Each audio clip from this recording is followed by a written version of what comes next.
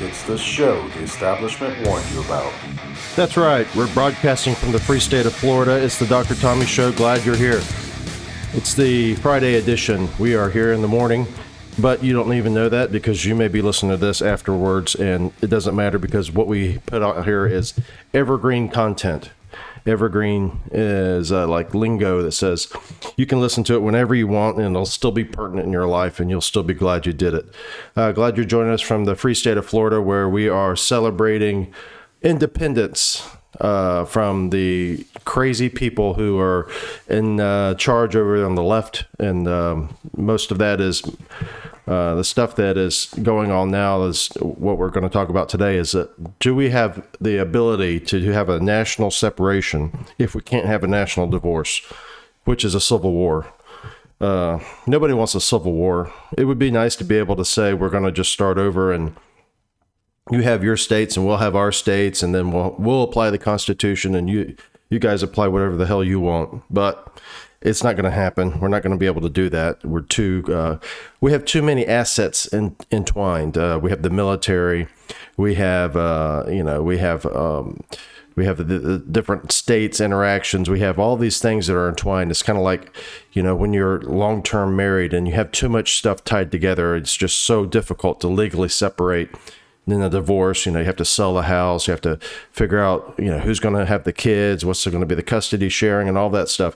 So, sometimes people say, well, we're not going to divorce. We're just going to separate. We're going to keep our insurance together, and we're going to keep the house, or maybe you'll have the house, and whatever the case is. Anyway, there's not a divorce. It's just a separation, and maybe that's what we need here. Why do I say that? Well, it's just becoming ever abundantly clear that's the case. This is just over the weekend. We had celebration on July 4th, Independence Day. And it's amazing how Independence Day is so triggering to people on the left. Independence Day is independence from the United States, the colonies, against the British. And to this day, there are people. I was listening this morning on the radio on the way in. This guy, Lawrence O'Donnell on MSNBC, I believe it is. He's a talking head. Anyway, he was complaining. He was so chagrined about the Electoral College was what his big complaint was, and he was pissed off about the Electoral College. He was pissed off about senators. He was pissed off about what else was it? Oh, he was mad that when the Constitution was first invented, that only white men could vote. So anyway, all this was, he was talking about it, and he was saying about basically how the two things were fixed, the ability for only white men to vote. So now black people can vote. Obviously, anybody can vote, any color, and women can vote, which is obviously, that's a good thing. But what he fails to recognize is the Constitution is such an instrumental document in our founding, is that it allowed us to change, to adapt to those things. There was an amendment process, and I think the people like Lawrence O'Donnell, who are weak-minded, intellectually challenged, did not realize that is the beauty of the document, that it allows it to be changed over time, or with certain ability of the Congress to pass amendments, and then also for the states to ratify them, or for conventions of states to happen where states pass amendments and then the amendments just pass if it's the Convention of States method, which is not talked about. Anyway, back to my point is this guy, he's pissed off about, these people on the left are mad about the whole concept of the United States. The United States to them is a bad idea. And this is from Breitbart. Says Hollywood celebrities reject July 4th. Trash America over abortion, slavery, Donald Trump. This is just the greatest hits. Here's Barbara Streisand. On this July 4th, our democratic republic remains in danger by authoritarian right led by Donald Trump in his propaganda of the big lie about the 2020 election.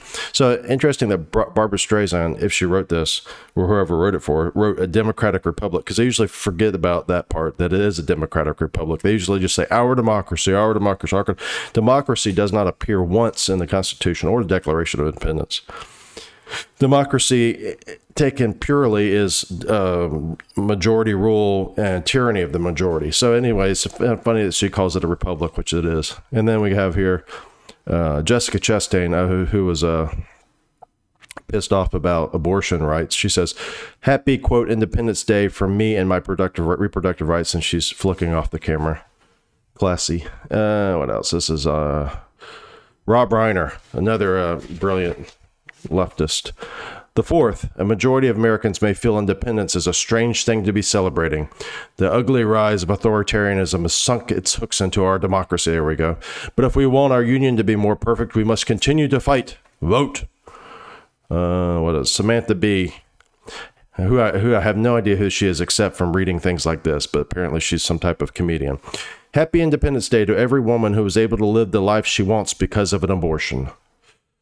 And then we have here George Takei, already torn about what July 4th means this year. TBH. I don't know what that means. What else? Anyway, so you get the idea here is these people are pissed off about Independence Day. This is my favorite, one of my favorite leftists, because I'm gonna get back to what this means. What a strange feeling to have woken up on July the 4th en route to having so much of our independence ripped from us. For those fellow travelers feeling a bit empty today, it's just not you. It's not just you. Ellipsis.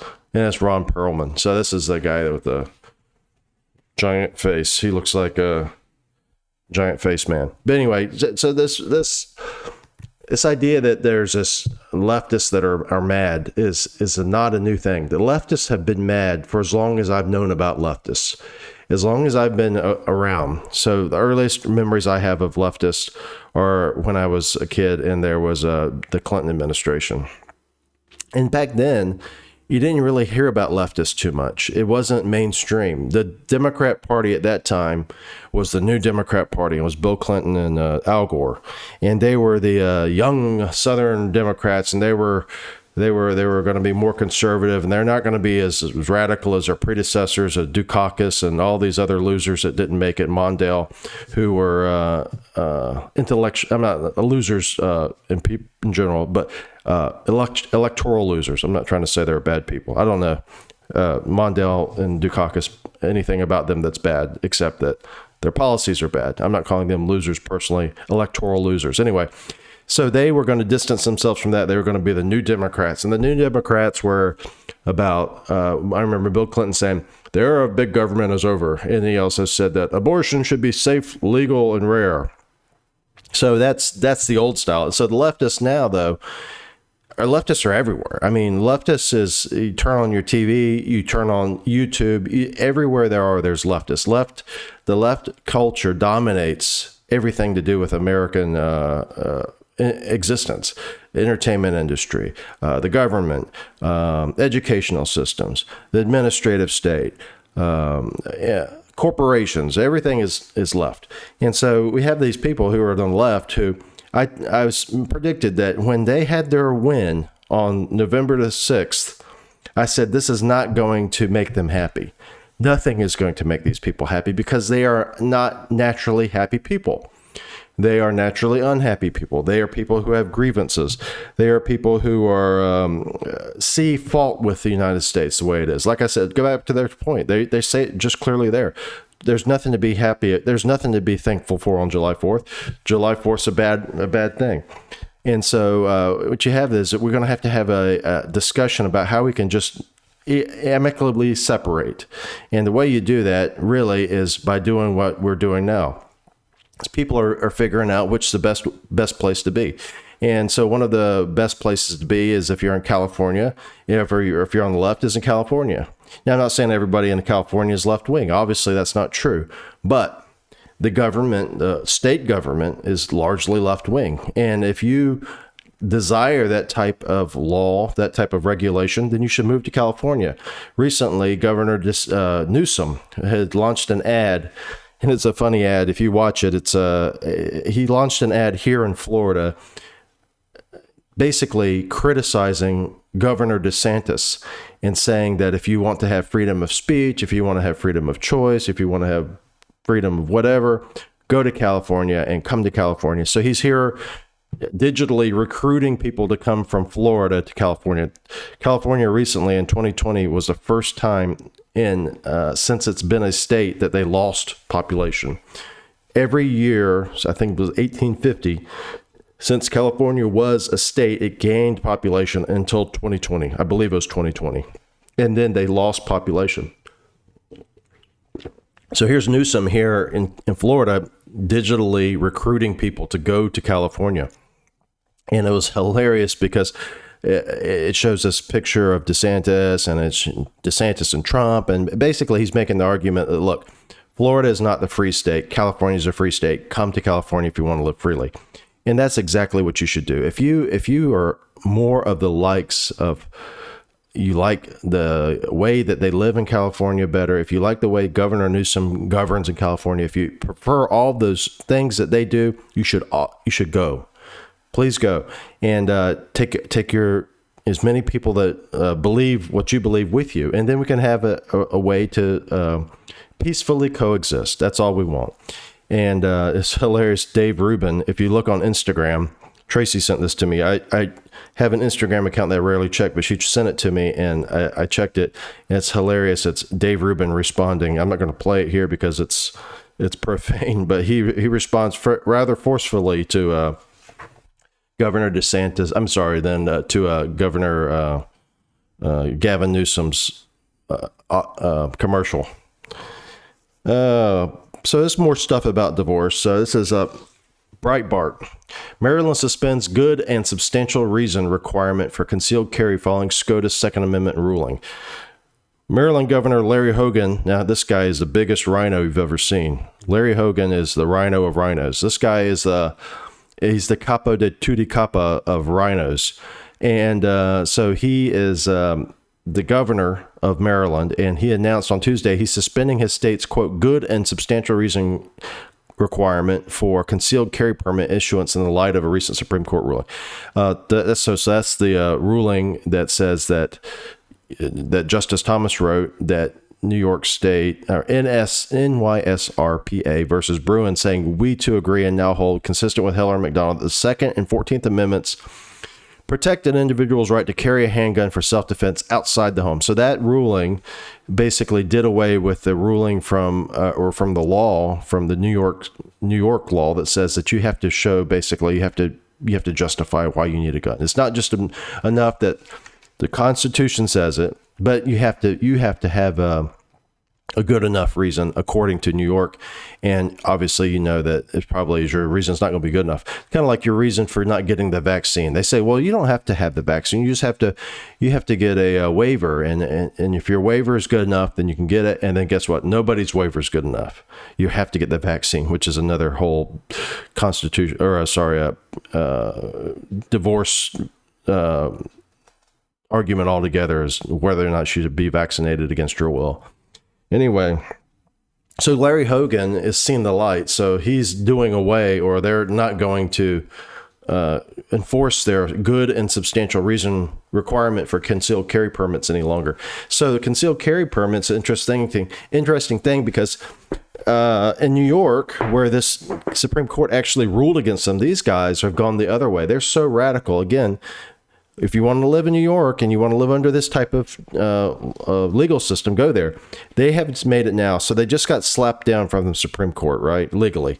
And they said, look, you guys your law is unconstitutional.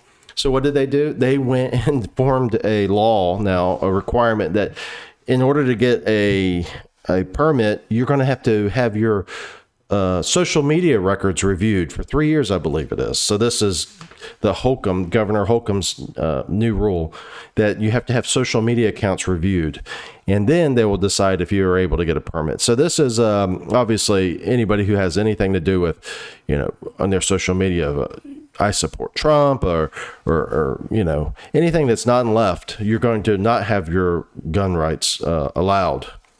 But this is one of the things so this is Governor Hogan, a rhino. This is a guy who attacked Ron DeSantis over his Disney stance after he did not read anything to do with it. He just knew DeSantis did it. And he said, DeSantis is not a rhino. I'm a rhino, so I have to disagree with it. He said that I don't agree with DeSantis's plans again for Disney to take away their special tax district rights.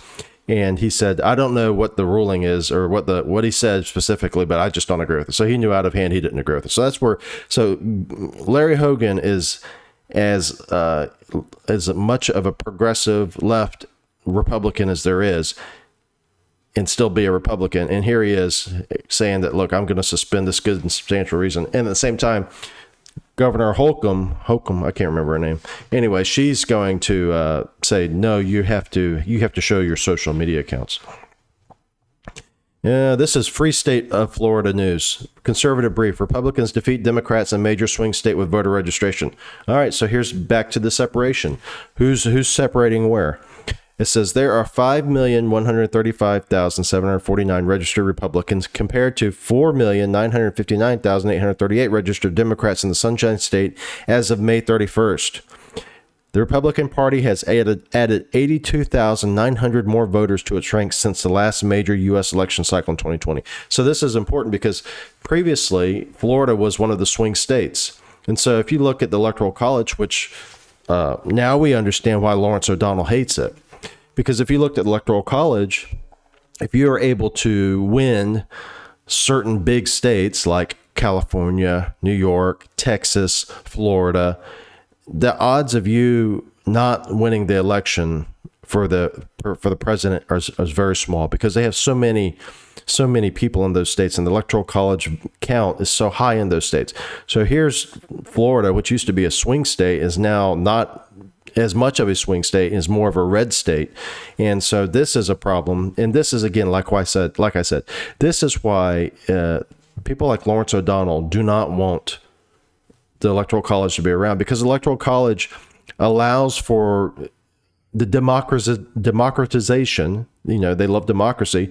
It allows for the democratization of the vote across states. So if you have a population center like New York City or Los Angeles or Philadelphia or Miami or, pick it, whatever big population center you have, Chicago, you can dominate national politics through the presidency by just winning these big cities. And that's why all you would do is, if you were the president, all you would do is campaign in these big cities. And what would you be campaigning on? Well, things that are important to big cities, obviously. Why would you ever go to Iowa? No one would ever go to Iowa. Why would you ever go to New Hampshire? No one would ever go to New Hampshire running for president if there was no Electoral College. And the stupidity of people like Lawrence O'Donnell is they don't understand this, or they understand it and they don't like it because they don't live in those little towns and they think those little towns suck. They think those little towns are nothing. And little do they know those little towns produce the stuff that he eats, that he feeds his face with. Those potatoes and things come from Iowa, which you would never visit if you were a presidential candidate going to win on a national vote versus Electoral College.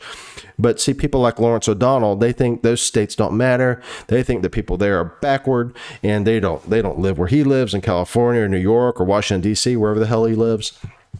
And so he thinks that your vote should not count as much as his vote. And the idea that there is an Electoral College, like I said, is the only reason that people would even care from a presidential standpoint about what happens to anybody outside of a big city. And because if you look at these maps, all you have to do is, the first time I saw it was after 2000 when they had the county maps. And it was really eye-opening when they showed the Bush versus Gore counties. And it's a sea of red and tiny, tiny little islands of blue. And yet the Electoral College, the popular vote went to Gore that year. It's like one of the first years it went to Gore, or went to the loser of the presidential election. The popular vote, the loser got more of the popular vote, and the winner got more of the Electoral College vote. And that's what set them off first. That's what made these liberals crazy, these leftists. They said, this is not right. This is not fair. And as they tend to do it through temper tantrums, and became very emotionally unstable about it. Anyway, it's been going on since then. When Trump won, I believe he did not win the popular vote. Yes. Hillary Clinton won it. So that's their idea. Their strategy is to pack the cities full of voters. The more people you've put in the cities, the more likely they're to vote Democrat, the more likely we're to win. And then that's the big thing is try to get rid of the electoral college. But anyway, so this Republicans defeat Democrats in a major swing state with voter registration.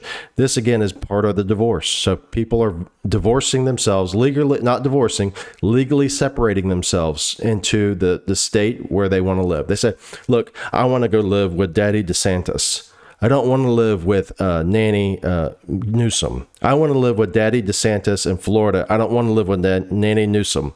And so they have packed up the family and moved to Florida. And then Nanny Newsom is saying, hey, don't come back over. You know, you can go. I won't make you clean your room. I won't make you do anything that, you know, like Daddy DeSantis does.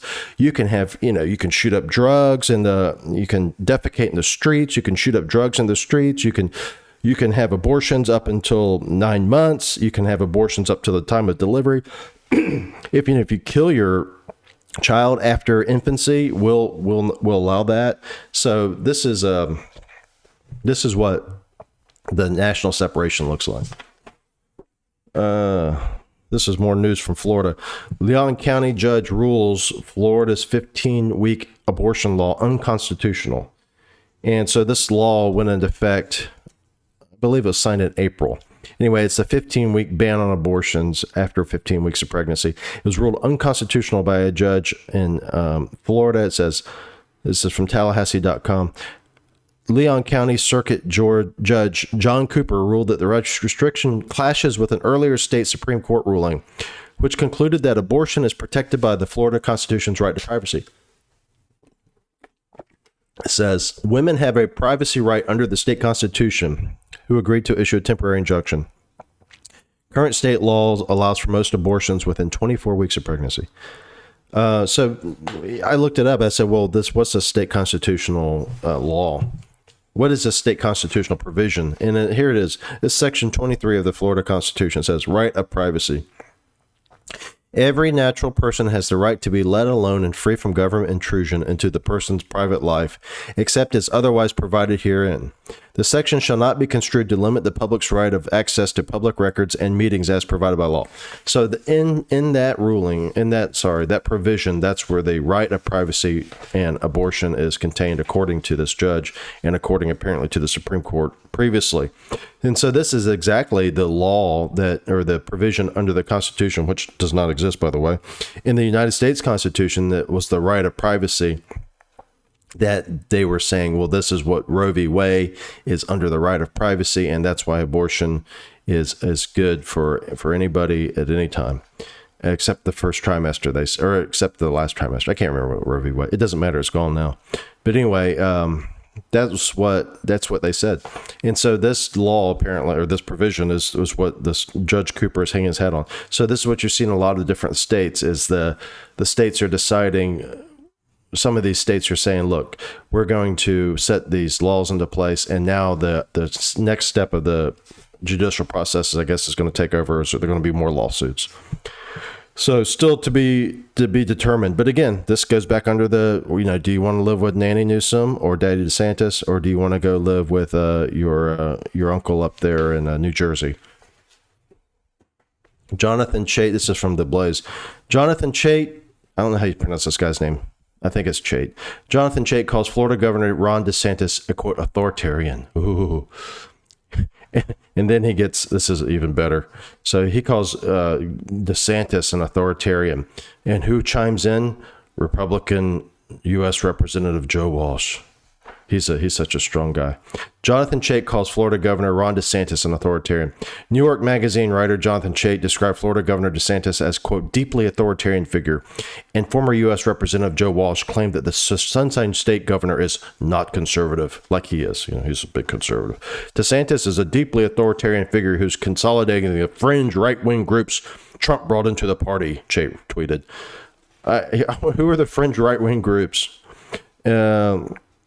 In another tweet, Chait added, the Trump-skeptical conservatives who love DeSantis are distrustful of Trump's incompetence, not his authoritarianism. They prefer a more competent authoritarian, which DeSantis is. And then Walsh responded to Rufo's post, Chris Rufo was the reason he posted all this, was because of something Chris Rufo wrote. Anyway, Chris Rufo wrote that the only reason that NeverTrump people oppose DeSantis, or the only people that oppose DeSantis are NeverTrumpers, is what he said. I forget what he said. Anyway, here's what he says. This is bull crap. I'm never Trump, but I come from the populist base. This is Walsh. I oppose DeSantis because he's not conservative. He's authoritarianism.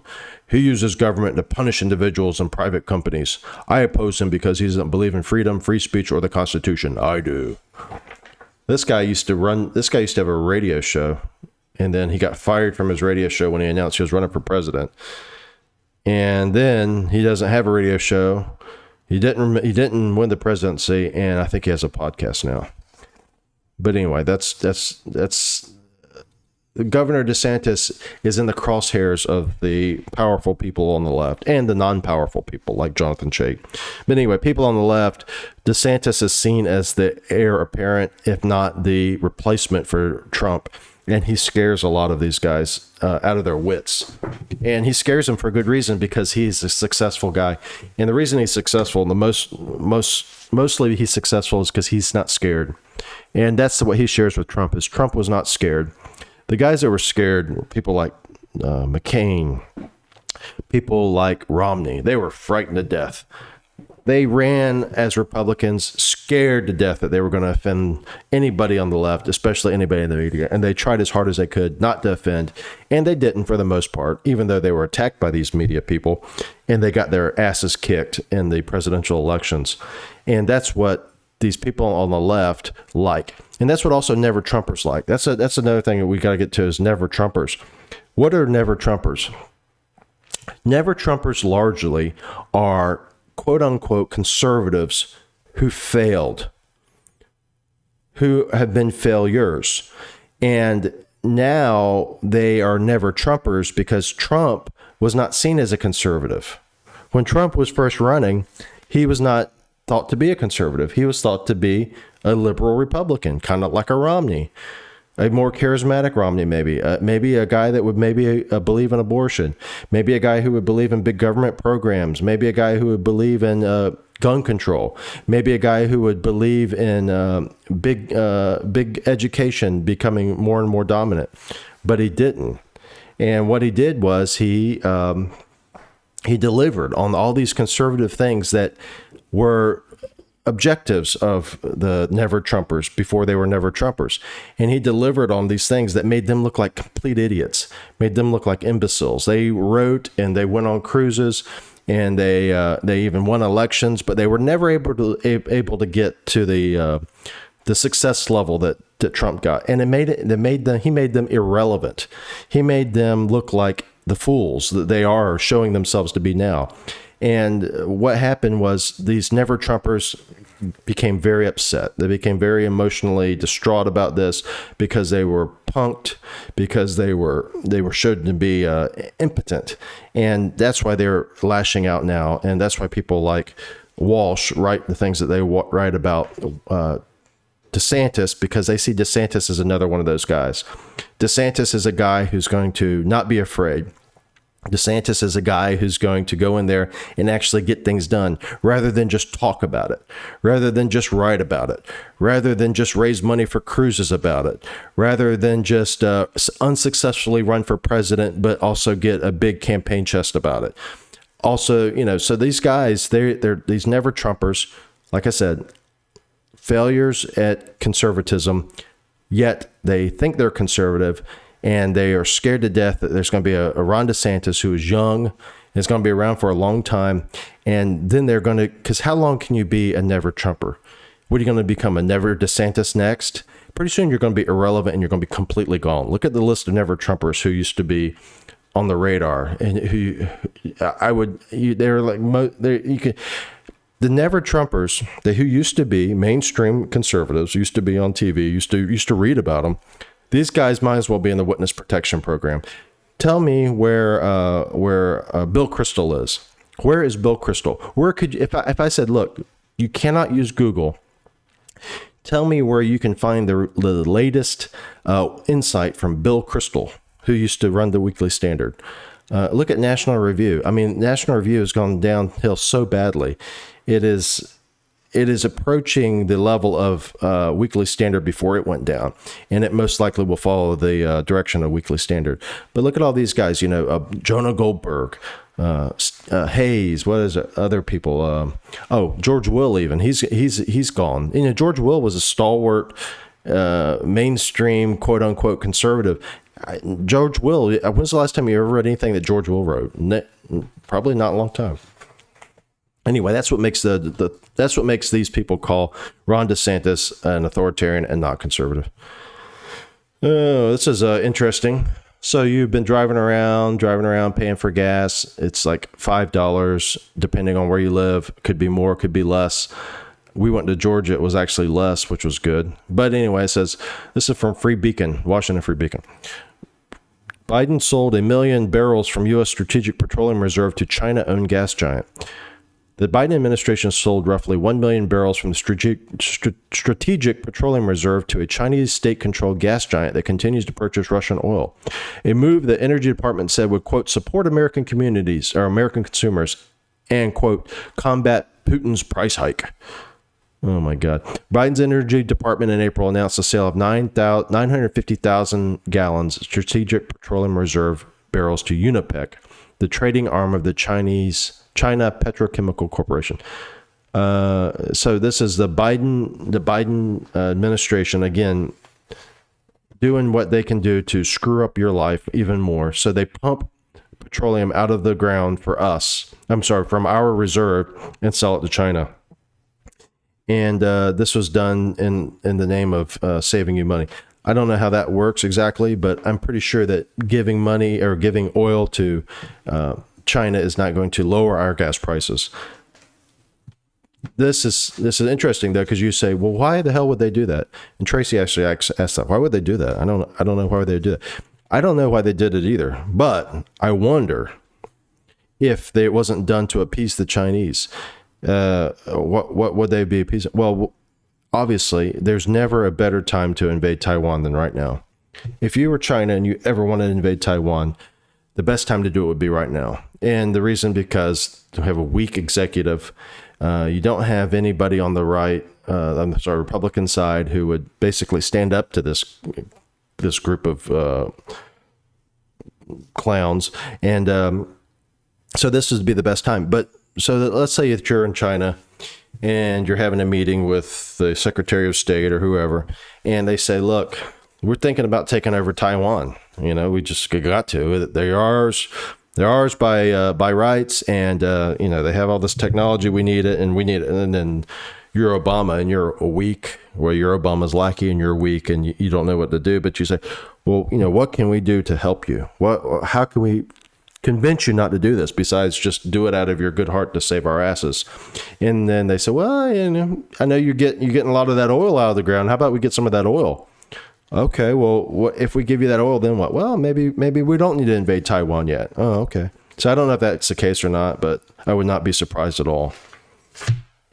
And then just this morning, this is breaking news from Breitbart. Japanese ex-Prime Minister Shinzo Abe dies from gunshot wounds. This guy was the prime minister when Trump was president, and he was actually, Trump and him were kind of like buddies. Anyway, he was assassinated while giving a speech, and I saw a video of it, not the whole thing, but I saw the video of where the speech was taking place, and it was taking place on an open street, and he was apparently shot from the back by this man with a homemade shotgun, it looked like. And it says, the shooting has shocked a nation where gun violence is rare because they have such strong gun control. That's what they say. Currently, doctors are doing everything they can, but that he didn't survive. He was shot in the back, and they said when they found him, or when they got to him, he was in cardiopulmonary arrest, and he did not survive. 100 units of blood was transfused, but this guy, man, when he was, I looked it up on AP, and the first thing that they said was, AP is terrible, actually. If you look at the AP, a lot of things, they're just terrible. The writing is very challenged sometimes to try to read it, but then just the tenor of it. I mean, you can go back to some of these, like the terrorist, I forgot which terrorist it was that Trump smoked.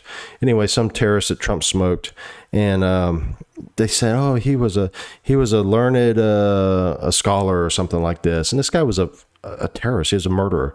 And they're like, oh, he's a learned scholar. And then when someone dies who is not of their bent, then they let it all out. And so apparently this Shinzo Abe, they called him, and it's in the AP, they said he was an arch conservative and a divisive leader. He was assassinated, almost as if they were justifying it. And this was in the opening paragraph of his obituary, or whatever you call it, announcement. This was from the AP, and this is from Breitbart, so it doesn't read that. But the AP, I was like, geez, these people are tasteless. And then they went on to talk about how he was divisive, and he angered liberals and blah blah blah blah blah. I was just thinking, good God, you're awful. And then Reuters, I read Reuters, and the Reuters at least didn't say that. They actually better reporting. They said, how it happened, what, but AP, good Lord. Well, that's it for today. I hope you guys are having a good weekend, or have a good weekend. Join us on drtommy.com/podcast for more Dr. Tommy Show. And then also listen on any of your podcasting platforms. And then you can watch it only on Rumble, no longer on YouTube because of the thought crime that was committed. We'll see you next week. Have a good weekend. Bye-bye.